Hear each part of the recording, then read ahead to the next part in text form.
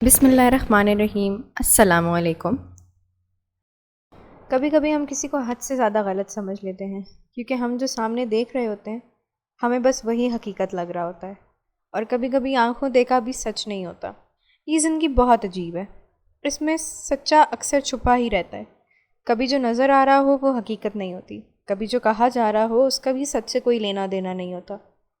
کبھی سچ ہماری آنکھوں کے بالکل سامنے ہو کر بھی چھپا ہی رہتا ہے، اور کبھی 100 پردوں میں چھپ کر بھی اپنا آپ منوا لیتا ہے۔ میرا نام شبانہ ہے اور میں کراچی کے ایک گنجان آباد علاقے میں رہتی ہوں۔ میری قسمت نے میرے ساتھ کچھ زیادتیاں کی ہیں اور کچھ نہ بھرنے والے زخموں کا تحفہ بھی دیا ہے۔ میری زندگی ویسے تو بہت ہی مایوس رہی ہے، مگر ایک معاملے میں مجھے حد سے زیادہ محروم بھی رکھا گیا ہے، اور وہ تھا محبت۔ میں ہمیشہ سے محبت کو ترستی رہی، کیونکہ میری پہلی محبت یعنی میری ماں، مجھے ان تک سے محبت نہ ملی۔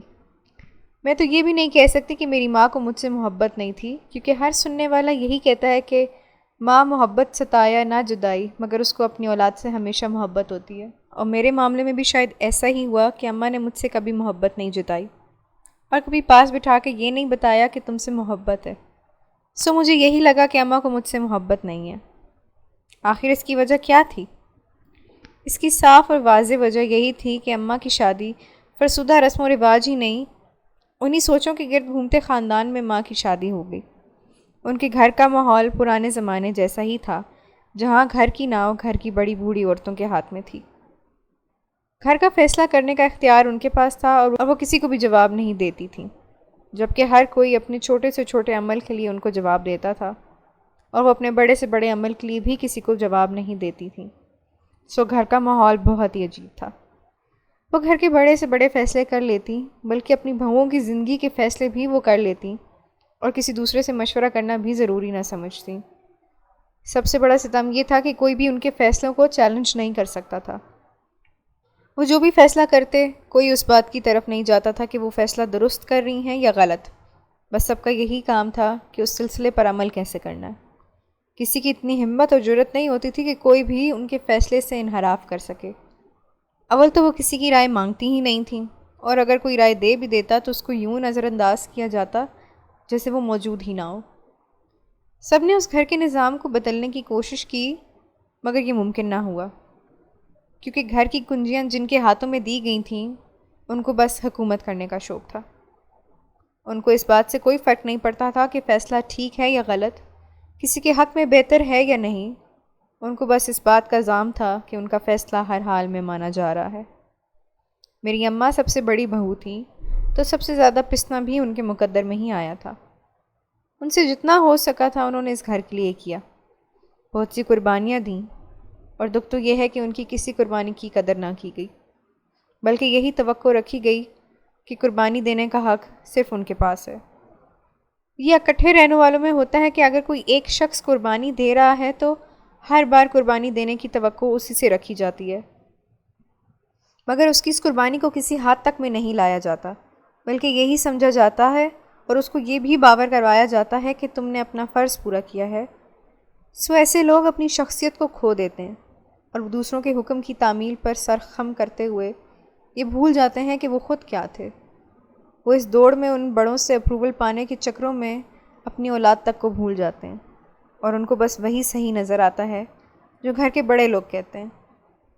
ایسا ہی کچھ اماں کے ساتھ ہوا، ایسا ہی کچھ میری اماں کے ساتھ بھی ہوا تھا۔ اپنی ساس سے تعریف کروانے کے چکر میں انہوں نے اپنی اولاد کو اتنا پس پش ڈال دیا کہ ہمارے لیے یہ اندازہ کرنا بھی مشکل تھا کہ ہماری ماں ہے۔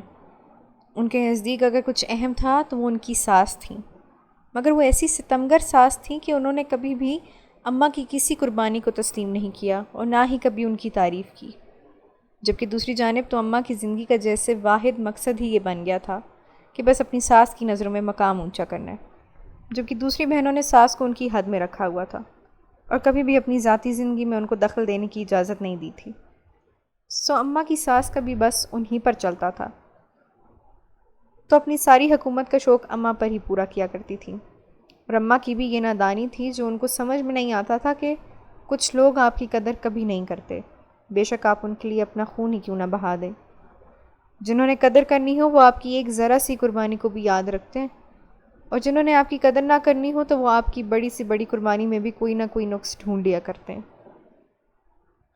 جنہوں نے قدر کرنی ہو وہ آپ کی ایک ذرا سی قربانی کو بھی یاد رکھتے ہیں، اور جنہوں نے آپ کی قدر نہ کرنی ہو تو وہ آپ کی بڑی سے بڑی قربانی میں بھی کوئی نہ کوئی نقص ڈھونڈ لیا کرتے ہیں۔ اماں بڑی بہو تھی، سو ان سے توقعات بھی بہت زیادہ وابستہ کی جاتی تھی، اور سب سے بڑی تو یہ تھی کہ پہلی اولاد بیٹا ہی ہوگی۔ لیکن میری ماں کو پہلی اولاد بیٹی سے نوازا گیا۔ اماں کو بہت خوف تھا کہ ان کی ساس پتہ نہیں کیا کہے گی۔ وہ بہت پریشان تھیں۔ ان کی ساس نے کہا تو کچھ نہیں تھا، مگر ان کے تاثرات ہی کافی تھے بہت کچھ کہنے کے لیے۔ انہوں نے کبھی بھی بچی کی طرف نظر اٹھا کر نہیں دیکھا تھا، بلکہ وہ ہر وقت غصے میں ہی رہنے لگی تھیں۔ اماں بھی سہم گئیں، اور کبھی بھی اپنی بڑی بیٹی کو پیار نہ کیا اور نہ ہی محبت کی، ان کی ساس کو برا ہی نہ لگ جائے۔ اماں نے اپنی بیٹی کا نام صالحہ رکھا۔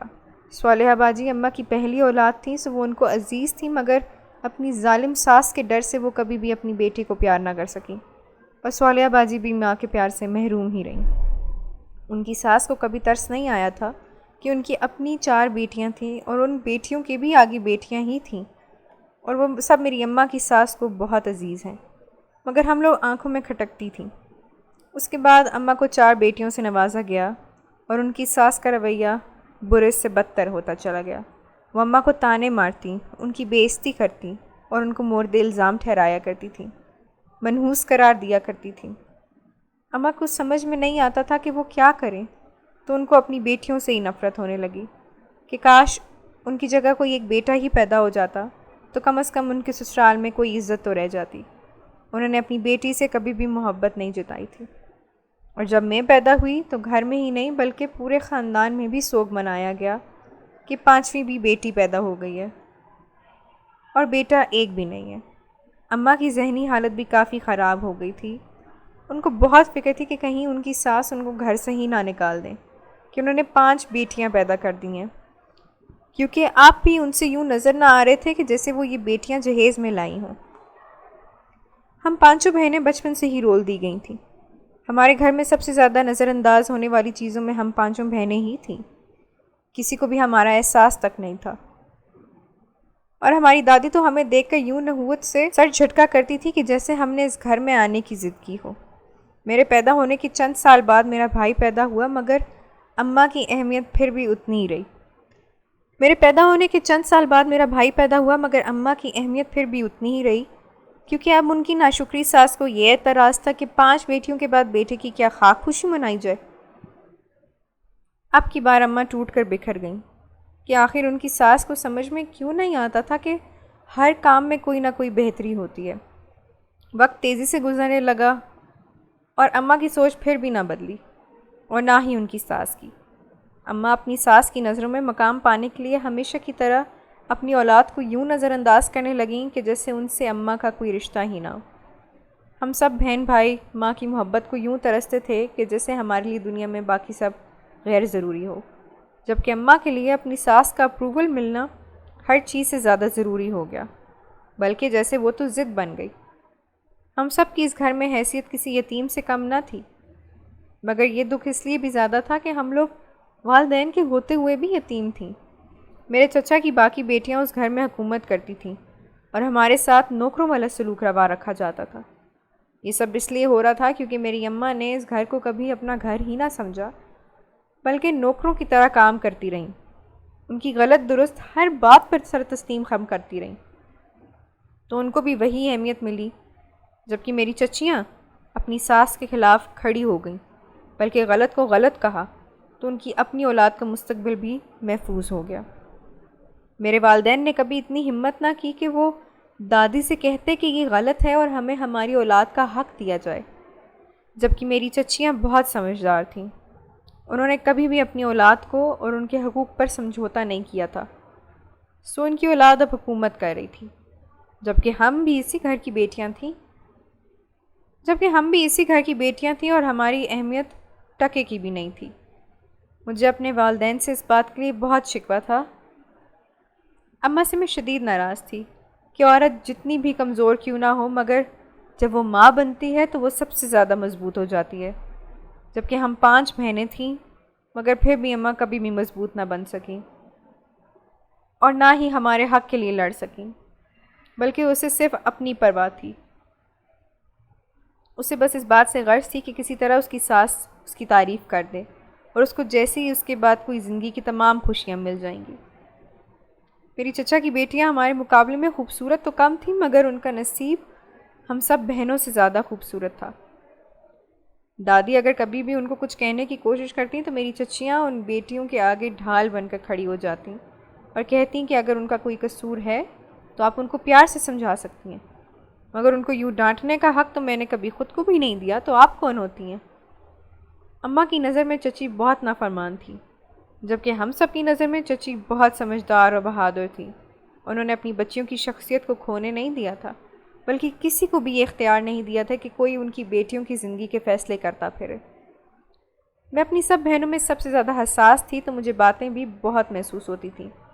میں تو ذرا سی بات کو کئی دن تک سوچ کر رویا کرتی تھی، جبکہ یہ تو باتیں بھی بہت بڑی تھیں۔ ایک دن میں نے نہ چاہتے ہوئے بھی اماں سے شکوہ کر ہی دیا کہ ہماری سب سے بڑی دشمن آپ ہیں، ہم سب بہنوں کے ساتھ آپ نے بہت ظلم کیا ہے، اور ہمیں ہر خوشی سے محروم رکھنے میں سب سے زیادہ ہاتھ آپ کا ہے۔ تو اماں نے کہا کہ تم اپنی چچی کی طرف دیکھ کے یہ بات کہہ رہی ہو، جبکہ تمہارے چچا بھی ان کا بھرپور ساتھ دیتے ہیں، اور اپنے شوہر کی پشت پر ہی وہ اتنی باتیں کہہ کر جاتی ہیں، کیونکہ اس کو اچھی طرح علم ہے کہ اس کا شوہر کبھی بھی اس کے خلاف نہیں جائے گا، بے شک وہ تمہاری دادی کے خلاف محاذ ہی کیوں نہ کھڑا کر دے۔ میں نے یہ سب سن کر لب بھینچ لیے اور کہا کہ چاچو بھی ان کی بات اس لیے مانتے ہیں کیونکہ ان کو پتہ ہے کہ وہ غلط کو غلط کہتی ہیں اور صحیح کو صحیح کہتی ہیں۔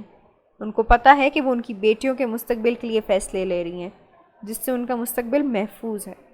اگر کبھی آپ نے بھی سمجھداری کا مظاہرہ کیا ہوتا، دادی سے کچھ ہٹ کر سوچا ہوتا، تو ابا سے یہی کہا ہوتا کہ یہ چیز ہماری بیٹیوں کے حق میں بہتر ہے، اور میں اس پر کبھی بھی سمجھوتا نہیں کر سکتی۔ آپ کو میرا ساتھ دینا ہوگا، ورنہ میں یہ گھر چھوڑ کر چلی جاؤں گی، کیونکہ مجھے اپنی بیٹیوں کا مستقبل عزیز ہے۔ تو میں لکھ کر دیتی ہوں کہ ابا ہر حال میں آپ کا ساتھ دیتے، کیونکہ ان کو اس بات کا اچھی طرح علم ہوتا، کیونکہ ان کی بیوی بہت سمجھداری سے ہر کام کر رہی ہے۔ وہ ہمیں اتنی ہی محبت دیتے جتنی چچا اپنی بیٹیوں کو دیتے ہیں، کیونکہ آپ ہمیں جہیز میں تو نہیں لائی تھی نا۔ میری بات پر اماں کی آنکھوں میں آنسو آ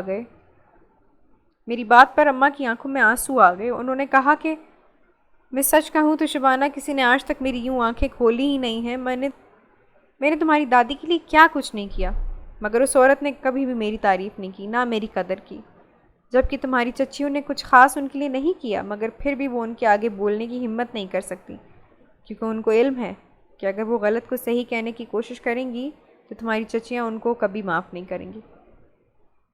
میں آپ سے نہیں، بہت ساری سے ہوتا ہے، صحابی کے عمل سے گزر رہی ہوں، بس مجھے میں اتنی ہمت نہیں تھی کہ میں تم لوگوں سے معافی مانگ سکتی۔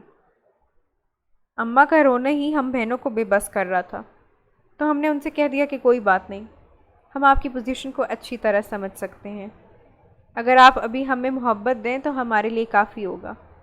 اماں نے ہمارے لیے اس دن کھانا بنایا تو دادی کو شدید غصہ آیا اور کہا کہ اتنا زیادہ تیل اور راشن خرچ کر دیا ہے، تو اماں نے فوراً کہہ دیا کہ کوئی بات نہیں، اگر زندگی کے کتنے سالوں میں نے صرف ان کے لیے کچھ بنایا ہے، کیونکہ کمانے والا ان کا باپ ہے۔ دادی کو شدید غصہ آیا اور وہ طرح طرح کی باتیں سنانے لگی، تو پہلے ہم نے نظر انداز کیا، جس پر دادی کا پارا مزید ہائی ہو گیا۔ وہ اماں پر غصہ کر رہی تھی، تو انہوں نے کہا کہ آپ کی ہر بات برداشت کروں گی جو مجھ پر ہوگی، لیکن اب اپنی بیٹیوں پر آنچ نہیں آنے دوں گی، کیونکہ میں نے صرف آپ کو خوش کرنے کی خاطر اپنی بیٹیوں کے ساتھ اتنی زیادتیاں کر دی ہیں کہ میں اب ان کا ازالہ کبھی بھی نہیں کر سکتی۔ یہ تو میری بیٹیوں کا بڑا پن ہے کہ انہوں نے ان سب کے باوجود مجھے قبول کر لیا۔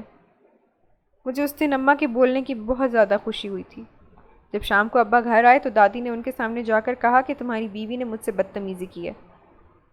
ابا نے غصے سے اماں کو دیکھا تو چچی آ گئیں اور آ کر کہا کہ رکو، اس کو کچھ بھی کہنے سے پہلے میری بات سن لو۔ آپ کی بیوی نے آپ کی بیٹیوں کے لیے کھانا بنایا۔ اماں کو اس بات پر غصہ آ گیا۔ اب آپ خود بتاؤ کہ آج تک آپ خود بیٹیوں نے اس گھر میں کون سا سکھ دیکھا ہے؟ یہ جو آپ کا کاروبار چل رہا ہے نا، ہو سکتا ہے کہ ان بیٹیوں کی وجہ سے ہی چل رہا ہو۔ اب اس دن سے ڈریں جب روز قیامت آپ سے حساب لیا جائے گا، آپ کیا جواب دیں گے؟ آپ اپنی ماں کے حکم کی تعمیل کرتے ہوئے جائز و ناجائز کی تمیز ہی بھول گئے ہیں۔ آپ نے اپنی بیٹیوں کے ساتھ اتنی زیادتیاں کر دی ہیں کہ آپ کو خود بھی اب یہ زیادتیاں محسوس نہیں ہوتی۔ آپ کو احساس کرنا چاہیے کہ کل کو ان کی شادیاں ہو جائیں گی تو ان کو کون قبول کرے گا، کون محبت دے گا؟ غیر؟ جب ان کے اپنے ہی انہیں محبت نہیں دے رہے تو غیر کیسے کریں گے؟ تھوڑا سا احساس کرو۔ اگر کل کو ان کے سسرال میں تکلیف ہوئی تو سب سے زیادہ اذیت بھی آپ کو ہی ہوگی، مگر آپ کچھ نہیں کہہ سکیں گے، ان کا گریبان نہیں پکڑ سکیں گے، کیونکہ اس سے پہلے آپ کو اپنا گریبان دیکھنا پڑے گا، اور جب جھانکیں گے تو کسی اور کو دیکھنے لائق ہی نہیں رہیں گے۔ ابا کی آنکھوں سے آنسو بہنے لگے اور ان کے دماغ پر لگی پرتیں چھٹ گئیں۔ وہ رونے لگے۔ اس کے بعد معافی مانگی اور دادی کو بھی حتمی انداز میں کہہ دیا کہ آپ کی ہر بات سر آنکھوں پر، مگر آپ نے کبھی میری بیٹیوں کے ساتھ زیادتی کی تو ہم یہ گھر چھوڑ جائیں گے۔ دادی نے کچھ دن تو غصہ کیا، مگر بعد میں جب کسی نے اہمیت نہ دی تو خود ہی رام ہو گئی۔ دن گزرنے لگے اور ہماری زندگی اچھی ہو گئی۔ اس کے بعد یکے بعد دیگرے ہم بہنوں کی شادیاں ہو گئیں۔ ہم سب اللہ کے فضل و کرم سے اپنے گھر خوش باش تھیں۔ میں بہنوں میں سب سے زیادہ خدا ترس تھی۔ مجھے سسرال میں بہت محبت ملی۔ میری ساس روایتی ہی تھی، مگر میں نے بھی سمجھداری سے گھر کو چلانے کی کوشش کی۔ باقی کہانی میرے شوہر کی زبانی سن لیتے ہیں۔ بیوی گھر کا راشن لاتی تو آدھا حصہ نکال کر رکھ لیتی اور کہتی غریب کا حصہ نکال رہی ہوں، اور پھر وہ اگلے دن راشن دینے نکل جاتی تو رات کو دیر سے ہی آتی۔